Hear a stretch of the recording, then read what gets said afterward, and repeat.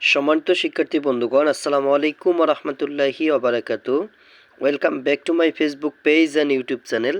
আশা করি আপনারা সকলেই ভালো আছেন। আলহামদুলিল্লাহ, আমিও ভালো আছি।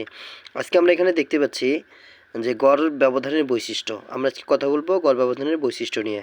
এখানে ১ নাম্বারটা দেখতে পাচ্ছি, গড় ব্যবধান মূল হতে স্বাধীন কিন্তু মাপনীর উপর নির্ভরশীল। এরপর হচ্ছে মধ্যমা হতে নির্ণীত গড় ব্যবধান ক্ষুদ্রতম। গড় ব্যবধান কখনোই পরিসর অপেক্ষা বড় হতে পারে না, অর্থাৎ এখানে একটা সম্পর্কের কথা বলা আছে, সম্পর্কটা আপনারা দেখতে পাচ্ছেন। তো এখানে ৪ নাম্বার যেটা দেওয়া আছে, গড় ব্যবধানে পরিমিত ব্যবধান অপেক্ষা বড় হতে পারে না, এখানে একটা সম্পর্ক দেওয়া আছে, এই সম্পর্কটা আপনারা দেখতে পাচ্ছেন। ৫ নাম্বার হচ্ছে দুটি অসমান তথ্যমানের গড় ব্যবধান পরিসর অর্ধেক, অর্থাৎ এখানে এই সম্পর্কটার উপর নির্ভরশীল। এরপর আমরা দেখতে পাচ্ছি দুটি ধনাত্মক তথ্যমানের গড় ব্যবধান তাদের গাণিতিক গড় অপেক্ষা বড় হতে পারে না, এখানে আমরা সম্পর্কটা দেখতে পাচ্ছি। তো এই ৬টি বিষয়ের উপর, অর্থাৎ ৬টি বৈশিষ্ট্যের উপর গড় ব্যবধানগুলো নির্ণয় করা হয়ে থাকে।